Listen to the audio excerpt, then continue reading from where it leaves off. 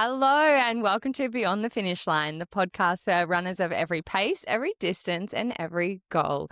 I am your co-host, Georgia. I am a 5-time marathon runner. I'm a social media content creator and I'm just bringing the good vibes today. Today on the episode, we are doing our regular highs and lows of our training week. We are playing a game of Would You Rather. We have some epic listener questions that we are going to bump out for the entire episode. So we have heaps of questions from marathons to half marathons, fueling, lots of different things. So stay tuned for that. But first, come and meet our co-host, Matt. He is a 5-time Ironman, an ultra marathon runner, and a coach. How are you going, Matt? Good, mate. Yourself? I'm well, thank you. I'm very well. Feeling really good today. I'm curious with the intro. If you were an ultra marathon runner, do you have to say marathon runner because you kind of get one through the other? Like you can't run an ultra without completing a marathon. You've got notes every time I intro. I literally just thought of that then because like when I do the intro, I just ramble it off. I don't listen to myself. Or when you do it, I listen and I'm like, oh, I wonder if that's a thing. That's the thing. You know what? I was, you joked before we came on air that I had written it all down, which I didn't actually write what I was going to say. I just wrote some notes. And I remember last week you were like, you forgot that I'm an Ironman. So then I was like, I can't forget the Ironman. And then I was like, panic. My brain was in complete overdrive. So, and then I was like, oh, fuck, he's a coach too. Don't forget that. And I was like, oh, anyway. And yet I still made a mistake. It's all good, mate. We've only done 36 episodes. We get it one day.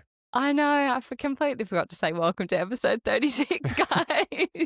So here we are. We are answering all of your questions today. It is a bit all over the place, but that's fine. What's new around here?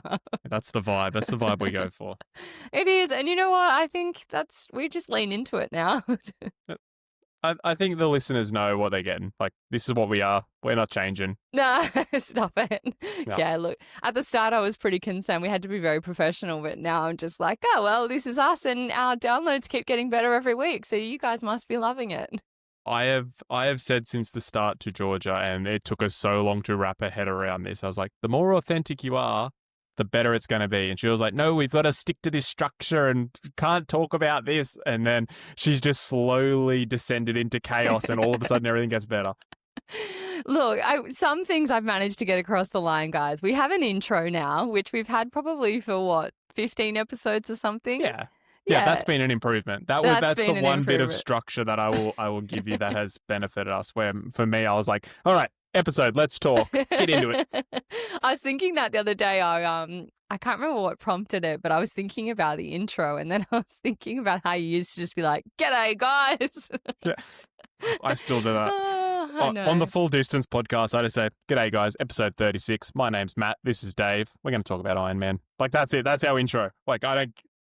That's classic of like two guys chatting. You know what I mean? That's it. Our whole thing is if you like endurance sport and shit talk, this is the podcast for you. So yeah. Whereas that's our jam. Yeah, whereas the intro has kind of stemmed from me bugging Matt for a very long time about wanting an intro. I still want to have a music intro, but that I think will ever happen.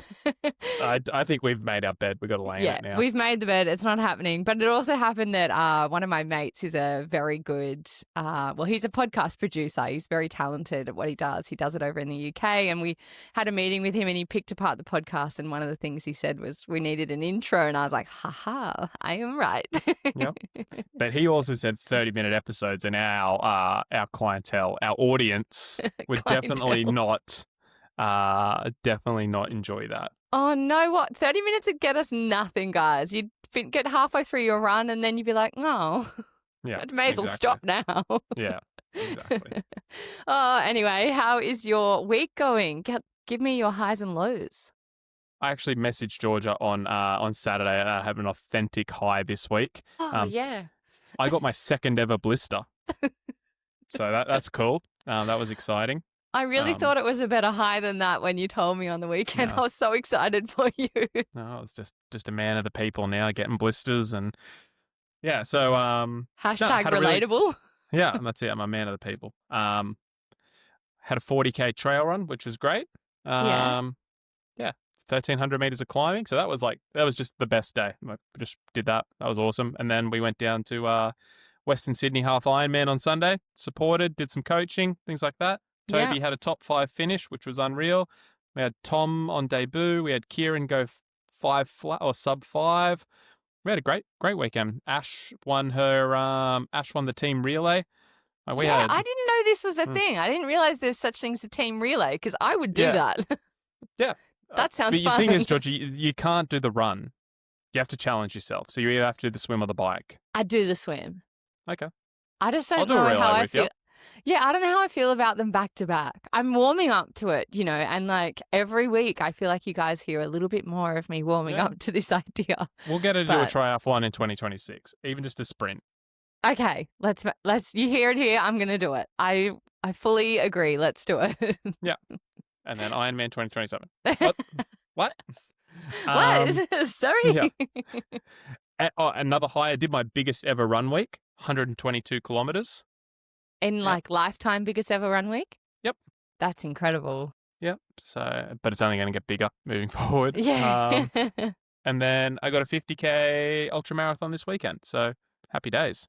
Nice. Yeah. How good's that? Well, the Western Sydney Half Ironman looked incredible, the 70.3. And yes, Ash, one of the Performance Project athletes who's also a friend of mine, she just randomly went and did it with some friends and they won it. So yep.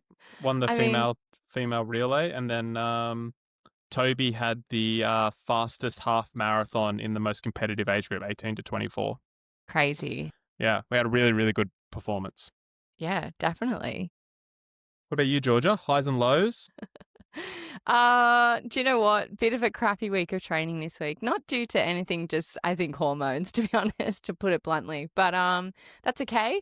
Pretty much just did some ran with some friends. On Sunday we did just a 10K and yeah, that's it. No lows though. I'm cruising. I got nothing really to talk about.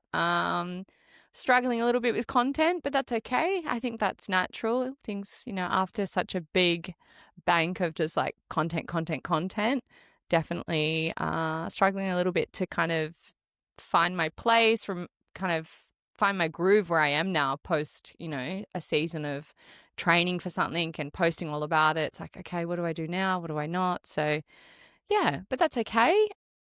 I signed up for a half marathon, so there's that. Mm-hmm. And a sprint triathlon. You've signed up for that? Next year. Yeah. You've verbally committed, so that's signed up. That's signed up, yes. We've all heard it, so now I can't back out. I signed up for the Wagga Wagga half marathon in November, which would be fun. Kill 2 birds with 1 stone, go home and see family and force them all to come watch me run a half marathon. So how good. How good's that? Yeah. You're like, I have to go to the country, I am going for a run and you all have to watch me. Exactly. And you all have to come and watch. So that'll be fun. I'm just still deciding whether or not I want to run it for a time or whether I just run it for fun and kind of just cruise on in. But yeah, we'll see. It feels good to be kind of running with a bit more purpose. Yeah, I mean, you've had 3 weeks of, we sort of gave you 1 week off to 3 weeks of just sort of chilling. So it's time to just at least do some form of training. Doesn't have to be purposeful training, but like we need to get the engine ticking over. Yeah, definitely. Some speed work. I'm looking forward to getting back into that. Still trying to sort out all these injuries. I feel like every time I run fast, it flares up. So that's fun. But anyway, boring. Still your hip? Hip. Yeah, the bursitis is flared up again. And then my quad is just annoying the crap out of me. But what do you do? See the physio tomorrow. It'll be fun. Yeah. Well, if we're going to get it sorted, now's the time. Yeah, now's the time, which is what kind of makes me think maybe I don't go for a time because I have promised myself I really need to chill. And I purposely haven't signed up for things. I purposely didn't go do Melbourne Marathon because I promised myself I'd chill, and then training for a half marathon at a time is really not chilling. So yeah. Yeah. I think that was why for people who don't know, when Georgia said, I'm thinking about doing this half marathon, I was like, just make sure you're doing it for the right reasons. Like, don't do it for content. Don't do it for a time. Like, do it for what you want to do it for. And I think that's important for anyone coming off a big race. Is like your next event, you do not, and we spoke about this last week in terms of sitting in your accomplishment. you don't always have to chase the next big thing. You can just do stuff for the sake of doing stuff. Yeah, definitely. I loved when you said that to me because it was a bit of a like, smack over the head to be like, come on, Georgia, what are you doing this for? And I'm like, okay, that's so true. I really need to think about that. So, yeah, which it's really made me think about it the last couple of days. Every time I've been out running, I'm like, okay, what am I doing this for? Am I actually doing it for content? Probably. So there's that. I just love running. I love structure. So, I can just run it for fun. Yeah. I was. And just for clarification for anyone listening, like we say do it for content. That doing it for content is not a bad thing. It's just No. it's being okay with what you want the result to be. So if George is like, I need content, I might as well run a half marathon, see the family. Like if that's the end result she wants, then that's cool. Like we have a very clear objective. It's to make the runs interesting, gather content, do that. Like that we're not just because it is not a time goal does not mean it is a lesser goal. Yeah, definitely. And that's so true. And look, sometimes I'm not going to lie. Sometimes I do things because it's good for content. And For sure. that's just the nature of being, a quote unquote content creator is that, brands and stuff want to send me stuff, and to be able to use these things or review these things, I need to test them out, which means, I do need to do some races and make content around that sort of stuff. So yeah, but Matt definitely knows me and knows that I was probably doing it more for the wrong reasons in terms of racing for a time, because I don't need to prove to myself anything. I've proved to myself enough this year. So I think exactly. I'm just probably going to do it for a bit of fun. Yeah, I think that's perfect. I think it's pretty rare that I encourage athletes to go back to back on big goals unless they have pre-stated that it's like, hey, my goal in 18 months is to achieve this. And then that is the next progression. If you've just gone sub 4, that was the goal, train. And then it's like out of nowhere, it's like, I want to do a 1:45 half marathon. You're like, where the fuck did this come from? Like have you just made this up, or are you like, is this something you're actually passionate about, or do you just like think it's the next thing on the treadmill? So I think it is really important for people just to take time. I actually am a big fan of just go do some races for fun, and normally something will just come out and smack you in the face and be like, you know what, that's what I want to do. Yeah. And you know what? I think it's going to be fun to go out and do a race literally for content, but not for content of, trying to beat a time, doing it, filming it and having fun and, smiling and cheering and doing all the things I didn't get to do in Sydney Marathon because I was super focused. Were we super focused? Yes, I was. Thank you, sir. I was very focused. There's a video saying otherwise. One, and then you kicked me back into gear. But you know what? Everyone has said to me, like all my mates, especially like Ant, who is part of the performance project and stuff like that. Like he was saying to me when he saw me at the start of the park, he's like, I've never seen you so focused in your life. Like I was just deadpan, like I'm in the park. But I think when I was leaving, he's like, you're a little bit more relaxed. I think I started to feel a bit better when I was leaving the park. Yeah. I think sometimes it's hard to split focus and on deaf story. Like if I fuck up, I'm about to my body's about to fall apart. So I just need to lock in. Yeah, and around that time was when I was going like, oh, I really want to walk. And then I was like, if I walk, I'm not going to get my goal. And I was like, how bad do you want it, Georgia? Yeah. Bite down on the mouth guard. Yeah. Oh, literally. And my brain did not stop the entire race. But anyway. But yeah, even if I was going for a time, like I beat my half marathon time in the marathon, which you would hope for when you're going for a big goal. So my half marathon time is 1:56:42. And so realistically, I was thinking the other day, I was like, oh, I just want to be sub 1:55, which is like a minute 42, 43. So it's really not, it's not a big deal. I don't need it just for a time. Fun it is. Oh no, we're crazy. All right, let's play a game of Would You Rather. Yeah, that'll bring the crazy down. That'll bring the crazy right down. Do you want to go first, Rat? Sure. Georgia, would you rather have shoes that make you 10% faster, but give you blisters every time you wear them? And I mean horrendous blisters, just like you're buckled. Uh-huh. Or shoes that feel like clouds, but add 10 minutes to every race. Oh. Yeah, I came heavy. Wow, this is good thinking. Oh, mine are not this good. No, joking. We could definitely see our different brains working here. The 10-minute one. So you would have run 4:06 in Sydney. Yeah, because then I would Yeah. just I would train it, knowing that they make me 10 minutes slower. I would train 10 minutes ahead. So you're saying you didn't train hard enough? Oh, Well, no, interesting. I'm just saying, like, fuck, having blisters, like, really bad. That's the worst pain ever. I'd take the blisters. Really? Because then Yeah. like, I might not even finish the race. Nah, you just got to bite down on the mouth guard, mate. Go for it. Oh, okay. Well, I don't know about that, but all right. Okay, my first one is, would you rather run a marathon that's completely downhill, but like steep downhill, like down a mountain the whole way, but on a road? Or would you rather run a miler that's completely flat? Oh, actually, no, mile are completely flat for sure. 160 kilometers dead flat. Yeah. Like the only thing that scares me about the miler is the climbing. So Okay. yeah, like I think UTA is like 6,000 meters of climbing or something, which is just horrendous. I think 160 Ks all flat, like you'd knock that out pretty quick, like relative. Okay, cool. You got another one? Downhill would be brutal. 42 Ks down, like down Like mountains, sort pounding. of. Yeah, Yeah. you just that. I think that would actually be, from a muscular breakdown, I think that would be harder than the miler. Interesting. Okay, well, that was a good question. Go me. That was a good question.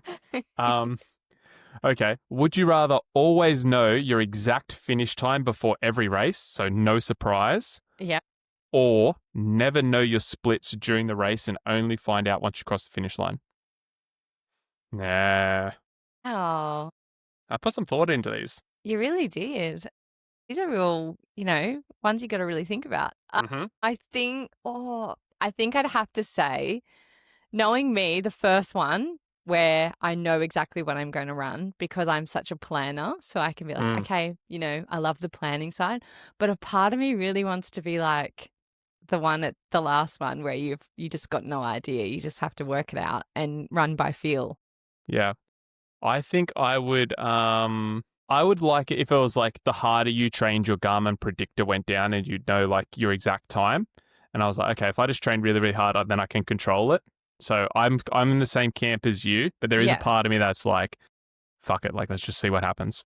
Yeah, it makes me think it would be kind of fun to go out and do a race with no watch, no nothing. We should do it. We should do a half marathon like that.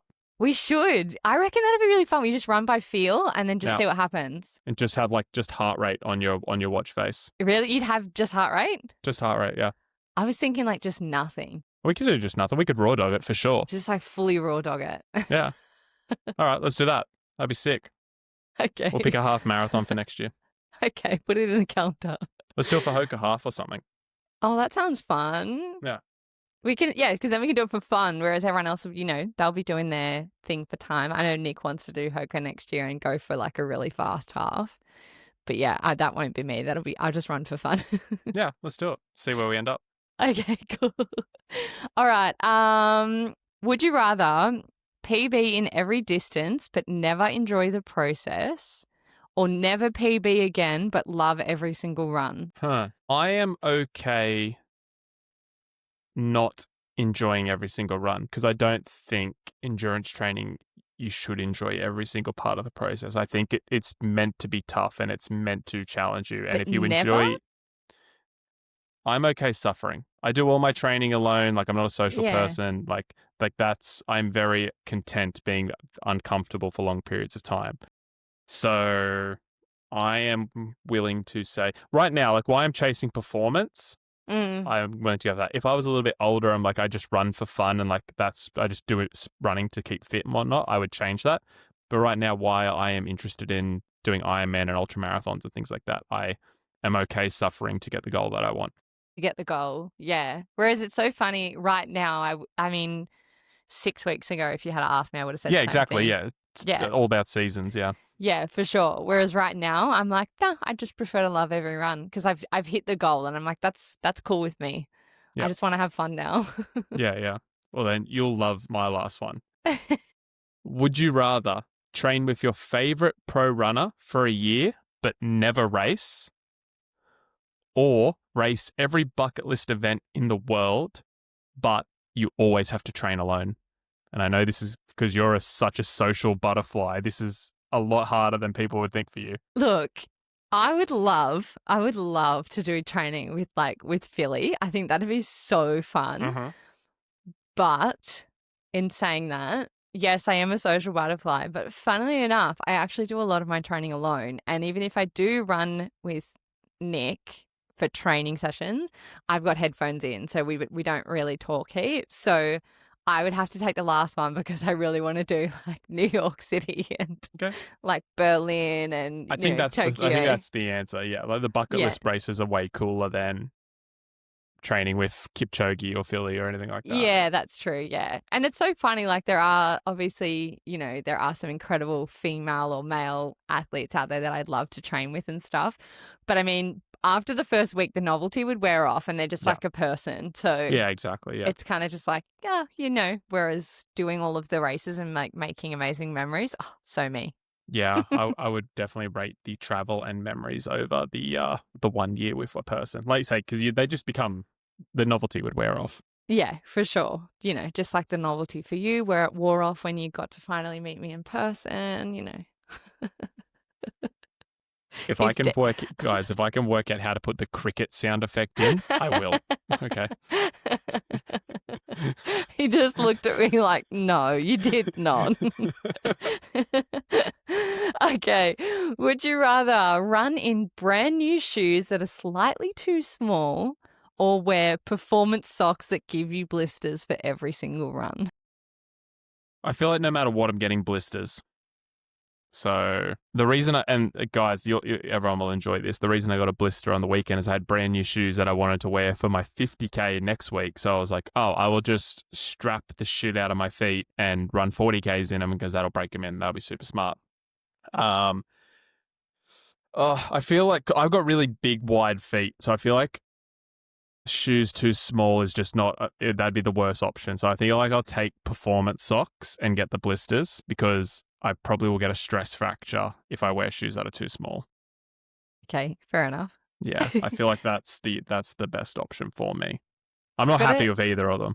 This doesn't apply for shoes that are too small for you, but if you ever have shoes that rub in certain places, the best way you can wear them in really quickly, it's like a hack, is get a really rough nail file and go through the inside of your shoes with the nail file, whether that's at the back or the sides or right at the toe if something's rubbing, and like file the crap out of it with a nail file. Interesting. I didn't know and that. It like emulates as if you've worn it heaps without actually destroying the shoe. I do it all the time with like heels or anything that has like stitching that's kind of rubbing into me. Yeah, just hack at it with a nail file. I just put a shitload of strapping tape on my feet so my feet are fatter than what they normally are, and that rubs it down. My God. Mine's probably a little bit more robust than what George just said. That's such a Matt answer. Oh, dear. I don't know, man. I just work here. Yeah. True. All right, let's jump into some listener questions. The first question here is from Claudia. How can I structure my training when I don't have any races scheduled in? Yeah. So the way we do it with Performance Project is we're always thinking long term. So just because you don't have a race, you probably have a long-term goal. So even when Georgia, say, didn't have Sydney Marathon locked in, we knew she wanted to break 4 hours in the marathon. So we were still forecasting out how we were going to get there. So if you have a long-term goal, you're still working towards that. So base building, threshold, peaking, like all of these like are just different blocks you can go through. So that would be how I would do it. Yeah. And even at the moment, before I put in this half marathon, I had nothing really to train for. And yeah, we've just been kind of base building, I guess. I've just been doing my regular Monday, never miss a Monday. It's just a little bit shorter than I would be if I was training. There's speed work midway through the week, and then there was a bit of a long run on the weekend. So it's just less intensity, less distance, all of that kind of stuff. Yeah. The only other thing I would add to that is like if you really don't have a goal, like if you're like, I don't even know what I want to do, let's like say how Georgia is at the moment, you just want to base build. So base building would be a bit more of a defined term. I would say 2 zone 2 runs per week and 1 either VO2 or threshold session per week. And you can potentially add a third easy run if you want to run 4 times per week. But that's a very, very basic structure. You just want to keep fitness and keep things ticking over. You don't want to start regressing. So Yeah. at worst, you want to stay at maintenance. Yeah, definitely. If you don't have anything, like you don't have a coach or something to structure in the times and stuff, I always just try and go, I don't know, 10, 20% lower than my marathon Yep. pace. So I'm not, 45 to an hour. If you're a marathon runner, 45 to an hour. If you're a half marathon runner, 30 to 45 is like just a very basic zone 2 guideline. And then your more intense runs, they're probably about the same, but a little less warm up, a little less cool down, a little bit punchy in the middle. But yeah, don't overcomplicate it. as always, don't overcomplicate it. Don't overcomplicate it. Tara has asked, this is kind of a bit of a statement from Tara. I've been running for 2 years and I ticked off a few half marathons, but every time I try to increase my mileage past 18 Ks, I feel completely wrecked for days afterwards. How do you know the difference between pushing through discomfort and hard times to adapt versus pushing through and overtraining? So if you've knocked out a couple of half marathons, you can run more than 18 Ks. But the fact that you run 18 Ks and you're buckled, I would say that is more. I'd say that's one of two things. One, you're going from 0 to 18 kilometers very, very quickly and not doing like a proper training block. You might just go half marathon, have a few weeks off, straight back into full clip training. Or it's a nutritional thing. So like Georgia will know, if you do your long run and you do not get your nutrition right, you spend the rest of that day on the lounge no matter what. You're just buckled. So I would say it's one of those two things. So either a little bit more carbs and fluids in the morning, maybe a gel through, depending on how long the run is taking you. Or if you are potentially ramping up your total training volume too quickly, maybe just do a couple extra weeks before you build up to 18 Ks. Yeah, I remember from my first marathon block, I would be really buckled after a long run. And the only difference I can put it down to is just like what Matt said with the fueling. I made sure I increased what I ate before I left, and I was having my gels every half an hour and just like really honing in on the gels. I think when I was first training, I was a little bit lax with it. I'd be like, oh, I'll have one now, because I just didn't know. So yeah, you don't know what you don't know. Yeah, and as soon as I improved on what I was eating pre, during, and after, that definitely helped me with not feeling so crap for at least a day or so afterwards. Lucy has asked, how do I know if I'm ready to run a marathon after running a half? Yeah, that is a good question. That is a good question. Seems to be the question we get asked a lot lately. I think a lot of is. people are thinking about marathons. It is. And like I always want to try and give like a as nuanced answer as possible, or as detailed answer as possible, because not everyone, it's not the same for everyone. Yeah. Like some people are good natural athletes and that's just the natural progression. Some people are very headstrong and they just go, I'm just doing that and I don't care what happens, and I'm just going to go do it. Some people are like, I really don't know if I'm capable of that, and like they are terrified. Yeah. I would say it's similar to what we said with Georgia. Don't think you have to go and do a marathon just because you think it is the next progression or the next big thing. If you do not feel ready to do a marathon from a mental standpoint, then maybe do 1 or 2 more half marathons, or just take some time to build up to 25, 28, 30 Ks for your long run. Take 6, 8, 10 weeks to do that, and then just sort of see where you're at. Because you'll never really be physically fit enough to do a marathon before you do a marathon. Like you don't really build up that fitness and then go, okay, now's the time to start training. It's like you sign up, you got 15 weeks, you do the block. Yeah. So you've almost got to scare the shit out of yourself and just be like, all right, head first. Exactly. So if you feel drawn to do it from an intrinsic standpoint, you're like, I really want to do it. It's something on the bucket list. So I want to tick it off. You just kind of just have to go register, give yourself enough time and force yourself to go and do it. Yeah. And if you don't feel drawn to it, maybe, yeah, just build your training volume up, see how 28, 30 kilometer runs feel. If it's something you want to, continue to do, then okay, look to signing up. If you hate it, then probably you need a little bit more time at the shorter distances. Yeah, and I think marathons are being very glamorized at the moment. So Lucy, definitely like what Matt said, don't feel like that is what you have to do next just because everyone online is doing it. I can fully relate to that. I still remember when I first signed up to my first marathon, I was so scared. But I guess if you are wanting to do it for, your own personal reasons and being like, I've always wanted to do one, then just trust the process, trust the program. You will definitely get there. You just have to give yourself enough time and know that, each week you'll tick off a longer run that you didn't think you'd be able to do the week before. So you just, kind of believe in yourself. And if you really feel like it's something you want to do, then that will get you across the line more than anything. Yeah, absolutely. And just on George's point about it, they're sort of being glamorized. I also think they haven't almost the what's the word I'm after? They aren't given the respect they deserve. They almost sort of like, oh, of course you did a marathon. I know we Yeah. spoke about that a few times, but it's like a marathon is still one of the hardest endurance sports on the planet. I know we've been talking about ultra marathons lately and different things, but it's still one of the biggest physical feats you could possibly do. So you've got to make sure you do Yeah. it for the right reasons. Don't just look at social media and be like, this person ran 3 marathons in 3 weeks, but or like me just before I just said I just ran 40Ks and it was no big deal. Like I've worked a long time to get up to that. A lot of these guys who post on social media are lifelong athletes. They just might not necessarily have posted about running. So don't think it is just something that you can go out and do. It's something that you need to give the respect and you got to have the intrinsic drive to go and do it.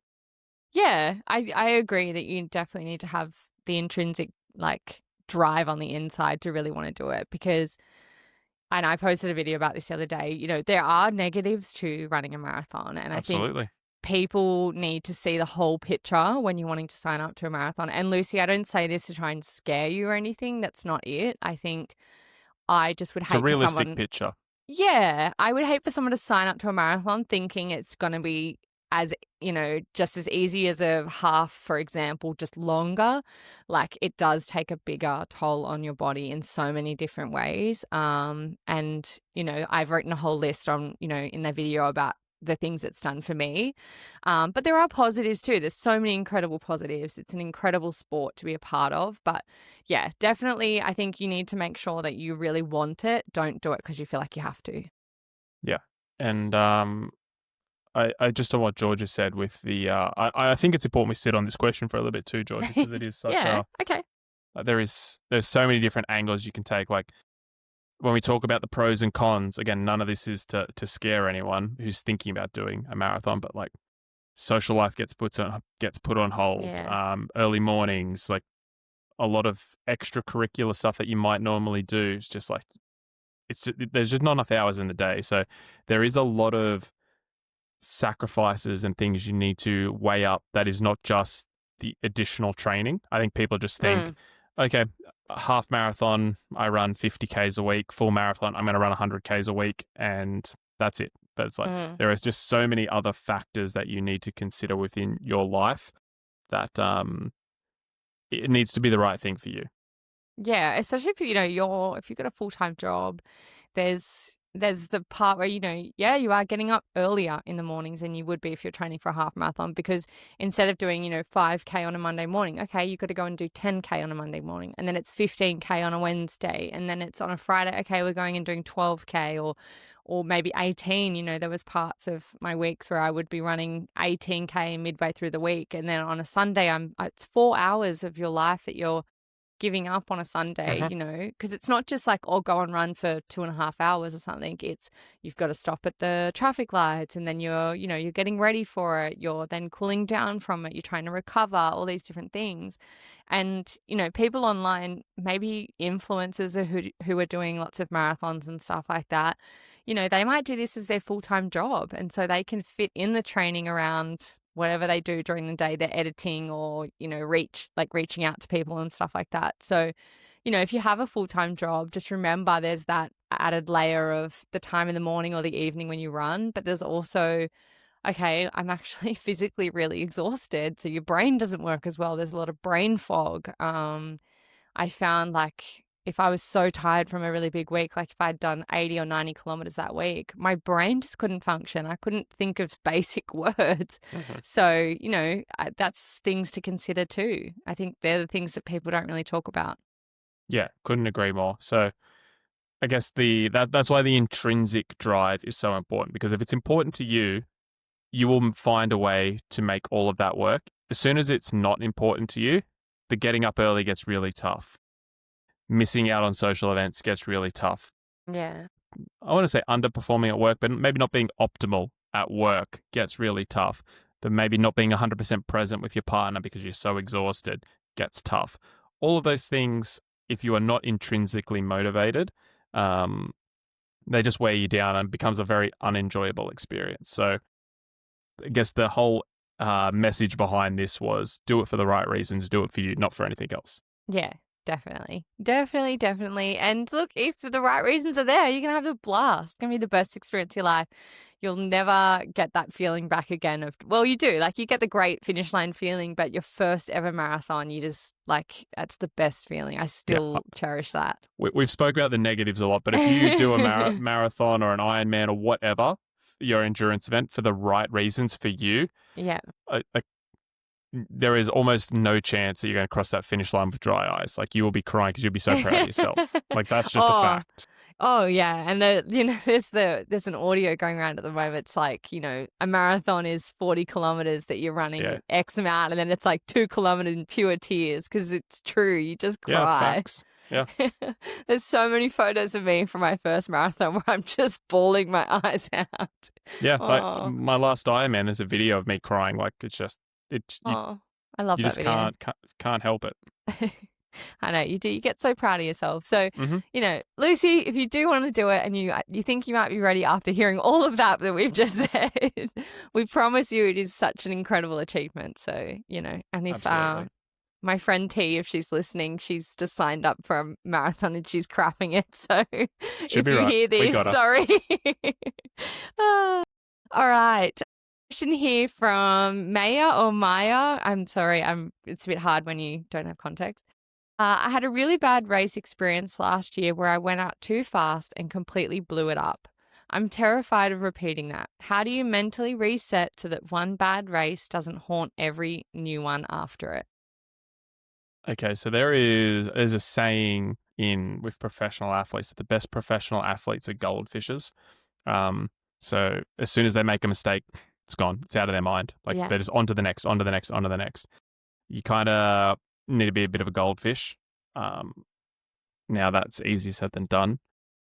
If you cannot get over it, I normal one of my superpowers as coaching is I am highly logical, and athletes are highly emotional, especially post race, as we just spoke about, Especially Georgia. especially Georgia. So what I like to do, and this is how I sort of taught myself to do it, was I would whip out the old yellow legal pad and just write pros and cons.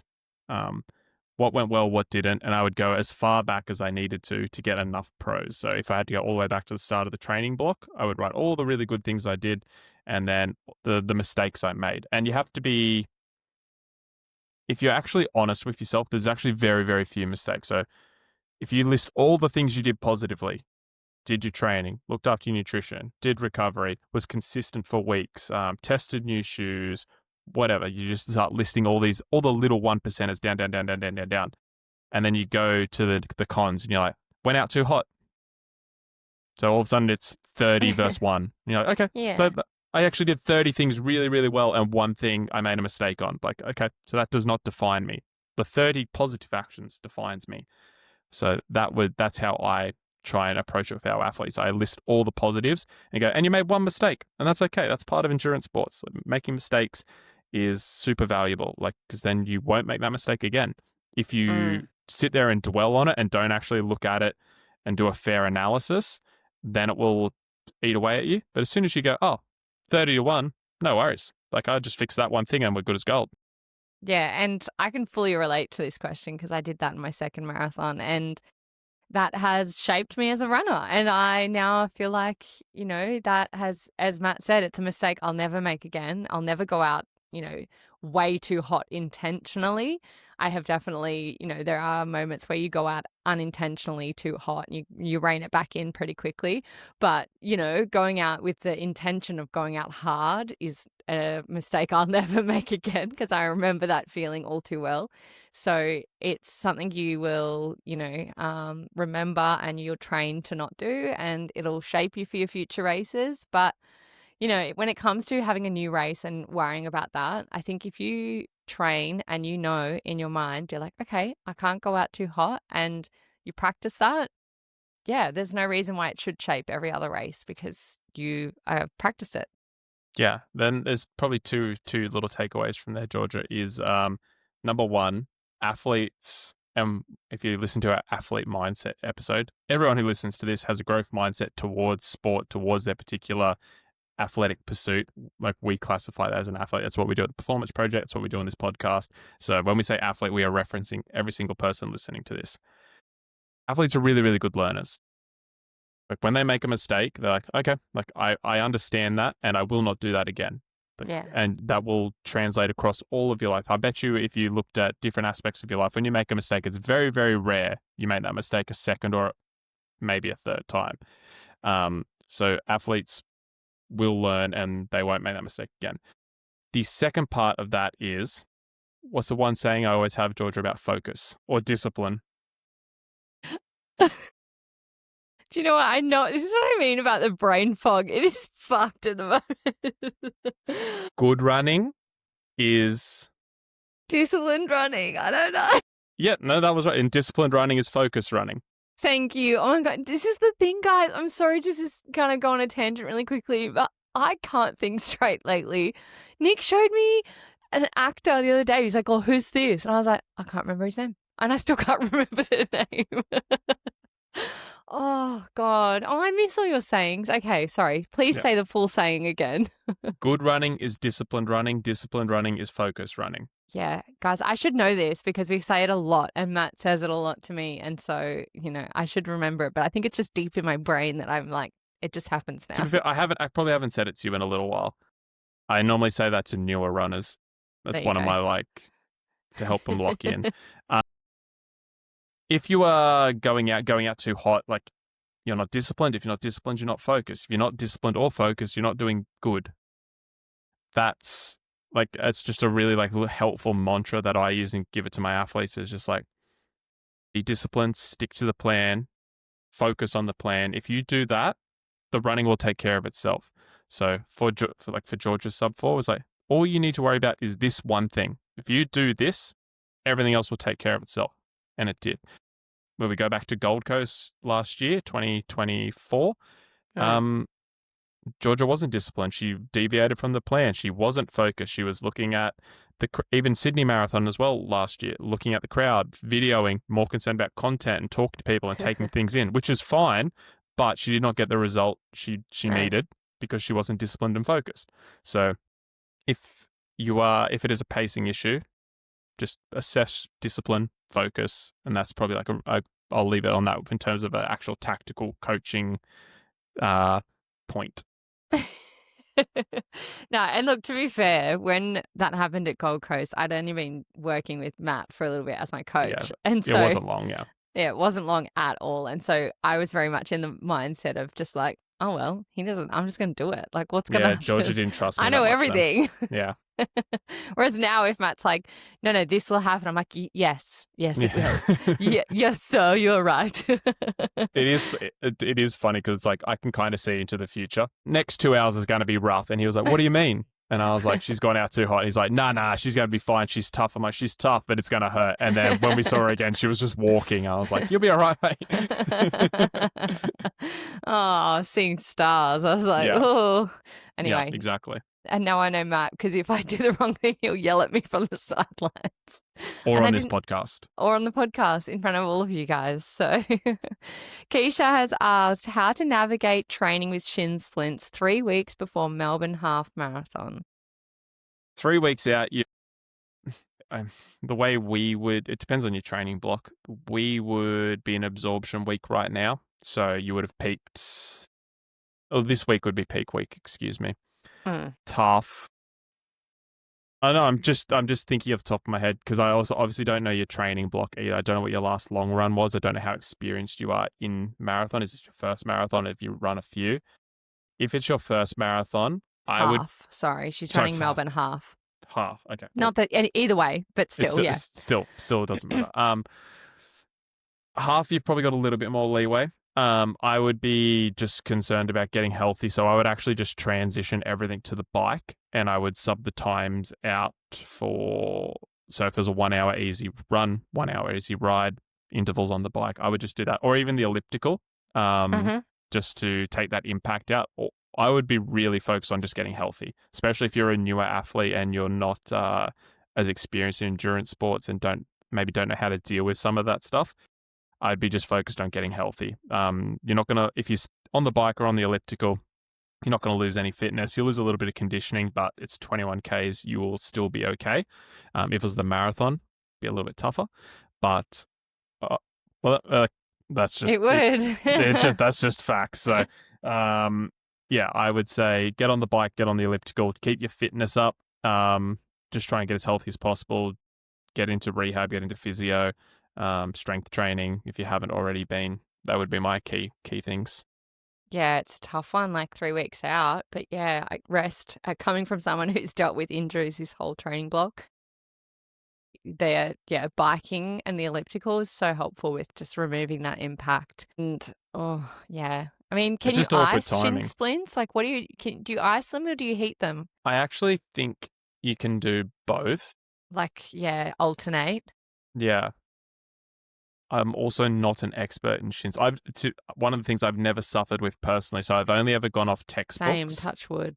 Yeah, knock on wood. And I always get my athletes just to go straight to the physio and do physio recommendations. So I've had physios recommend either, a combination of both. I would really do, if you've got a physio you trust, go down and see them, and just prioritize that rehab. If you're healthy, you'll still be fine. If you don't prioritize getting healthy and you try and train through it, it'll be a miserable day. So Yeah, and definitely like look at your nutrition as well, making sure you're eating more to help with the, great injury. point. And yeah, that was a big one for me that I had to really move past, was like having to eat more and nourish my body for my injuries because, as a girl, that for me was really hard. I was just like, oh, I don't want to keep eating because then I'm going to put on weight, blah, blah, blah. But healthy, nutritious foods really help with injury, especially with the shin splints and stuff, because that's horrible.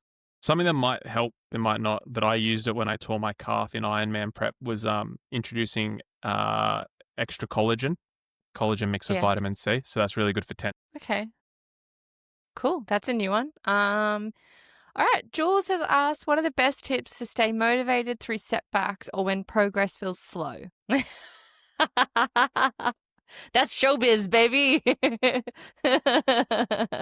Yeah, it's hard to be motivated when you're not seeing the progress. I can relate to this because I feel like my progress has been quite slow. But then I think when you look back on it, you kind of realize that maybe it wasn't as slow as you thought. But it's like, I guess, Jules, what are you using to measure the progress? To you, what is progress? Because, what you might not think is progress might actually be good progress. I think maybe you're looking too big picture. Yeah. And I think I encourage you, Jules, to maybe pull up all of your recent runs over the last couple of months. Have a look at, say, I don't know, 2 months ago. Pick a run that you still do now, whether that's your Monday easy run or whether that's an interval session. And then pull up a run recently. And as Matt said, have a look at all the different metrics, like look at your heart rate. For me, I know that I was improving because my zone 2s went from a 7:20 pace to like a 6:40 pace. And I was like, wow, that's really cool. Or my 1 hour easy run in the morning went from 9 kilometers to 10 kilometers or something like that. So you might just be missing some of the things that are really good indicators. I know a lot of people always just use pace as an indicator. Don't necessarily look at that because that's not always the most important thing. Yeah. And in the question, she says, if you've had a setback, through setbacks, I mean, do you mean like injuries? It's a little bit hard, but I guess if you've had an injury and you've had to take time off and stuff, it's hard to just then look at I guess, like, oh, I'm not getting any better or I've gotten worse. How would you, Matt, like talk to an athlete who's had, say an injury and they've had to take some time off? How do you then make them feel a little bit better about it? Yeah. Yeah. I think just, try not to be too hard on yourself. As Matt said, if it's been an injury or something, you like just celebrate the fact that you're back out running and hopefully pain-free. Yeah. Yeah. Yeah. And we've spoken about, I really like that. That's so cool. I want to try and do that at the gym. We've spoken about this before on the podcast, and it's a bit of a, buzzy topic. Motivation versus discipline. And so in this question, Jules has said, how do you stay motivated through setbacks, right? And so it's like, yes, let's not look big picture 18 months away, but like say for this training block, what is your goal? And so if you're feeling like there's been some setbacks, it's kind of like, don't rely on the motivation to get you through. Go, okay, I've had a bit of a setback, but I'm improving. I can see the data that we've just spoken about. And then go, okay, I need to just be disciplined. I need to keep going out there. I need to keep giving it my all. I need to keep showing up to sessions if it's raining, if it's cold, if it's dark, all these different things. And naturally, you will always, I think you'll always progress if you are really disciplined. Would you agree? Okay. Yep. Yeah. Yeah. Yeah. Discipline definitely does have a bit of a negative connotation to it. And I do think consistency is a little bit lighter. So it does feel a lot better. So I will definitely make a conscious effort to change any of my wording to consistency, because I do love that word. And I feel like I'm very good at being consistent now. But I also do like the word discipline, because I feel like on days where, yeah, definitely. And I know you're not saying you're never going to say it. More like, when you're laying in bed and your alarm's going off again, I feel like I'm really good at being disciplined and going, all right, Georgia, put the phone down, get up. And that's where you kind of need that little bit of a like, Coach Goggins being like, get out of bed, you lazy thing. Yeah. Yeah. Perfect. We have one last question here. I'm just pulling it up. I'm so sorry. Cool. So Kim has asked, does elapsed time matter and what does it indicate for a race? I don't really know what this question is asking, but it came in obviously in our inbox, so I didn't want to ignore it. But if you're just asking about elapsed time on Strava, which I'm hoping you are asking about, we're going to try and cover both things just in case. But for me, I couldn't give a flying shit, fuck, whatever about elapsed time. I don't give a flying fuck about my elapsed time on Strava, because I'm constantly stopping, taking a picture. Like, I'm going out, I'm enjoying my runs. And if someone wants to take the time to go to my Strava and look up my elapsed time, go for it. Couldn't give a fuck. I just hope no one else gives a crap about this stuff too, because I'm just like, poor little soul who's so bored that they need to go and look up someone's elapsed time. I don't think that personally matters. If you are training for something and you're like, obviously a marathon, you can stop. But like if you're training for a goal and stuff, a time, you're not going to stop on the day. So yes, sometimes the elapsed time does matter, because, if you're stopping 100 times in a training run, it's going to be really difficult on the day to not stop. Rant over.